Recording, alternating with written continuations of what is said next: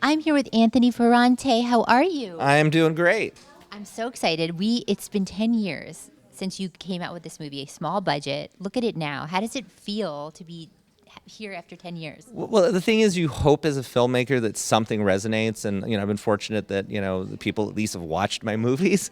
My first film, Boo, had a nice little run, but Sharknado blew up, and the fact that fans found us, and the fact that we're still talking about it 10 years later, that's what you hope for, And I know when I die, it's going to be the director of Sharknado dies, hopefully in a nice way, but it's that's the thing is we created a film that wasn't based on any kind of existing IP. It came out of the ether, and it's proven to have a lot of legs. And now we get to celebrate the 10 years.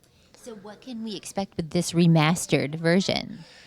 So when we were talking about 10-year anniversary, we're going, well, let's just put it out and let's just fix it up a little bit. And one of the things that I asked is I said, look, I want to recolor correct it because the original colorist wasn't available and it was rushed. And whenever I saw it, and I've been to a lot of not theatrical screenings, but retrospective screenings, okay.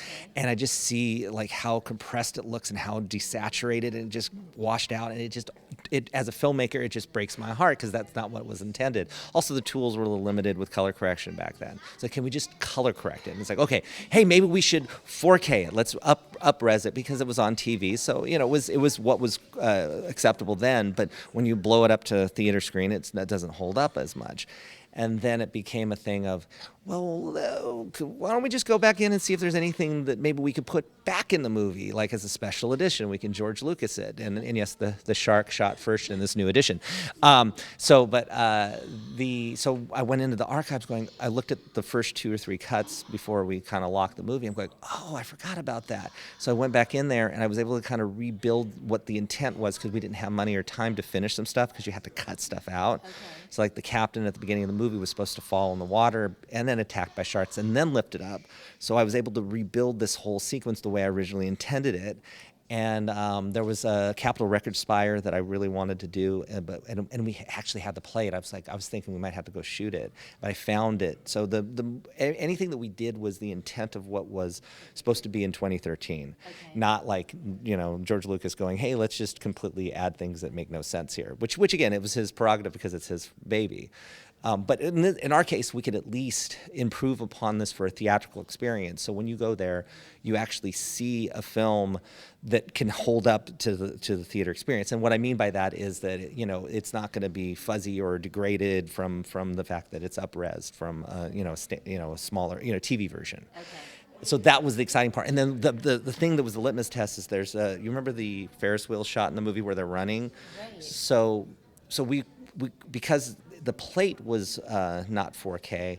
The visual effect was flawless, but the plate itself, so when you up-resed it, you saw this ghosting and this fuzziness. Okay. So the Post House gave the VFX a new plate that was upgraded to 4K, and then they just layered the old visual effect on top of it, and you look at it, it's like a brand new movie. It's the same effect, but it's just the plate now just it's seamless. It holds toe-to-toe with anything. So that was kind of the exciting thing about going back into it. And it was also just kind of like reliving the movie because I would go into each daily bin and going, because the movies, what I always say is that, you make the movie and then you forget about all the stuff that happened when you made it because then it just blends in and becomes a movie and you forget about the magic that it took to get there. Right. And so I'm going, oh yeah, I was out in the water with a GoPro after we shot the film to getting that shark fin going after the girl.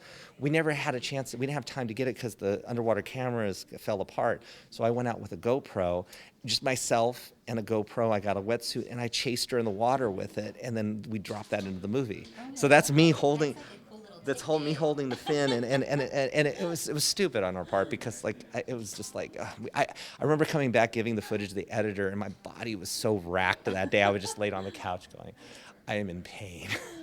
Well, we are so excited. Congratulations. I know you guys have a panel. Are you looking forward to the panel? Oh, yeah. Yeah. No, I mean, again, it's just to be here for the fans and everything. And also, I think the first time other than I think one other time, Robbie Rist and I, who is in the movie as the bus driver, we wrote all the original songs in the movie. Oh my gosh. And we wrote the theme song, and that's me performing it. So anytime you hear a Ballad of Sharknado, that's our song. And so we're, even though Robbie can't be here, we got a San Diego band, and we're going to perform the Sharknado theme song for the first time in front of a crowd. So Well, we cannot wait. Well, thank you so much. thank you so much. It's great talking with you. Embrace the NATO. Yay! All right. Yay. Thank you.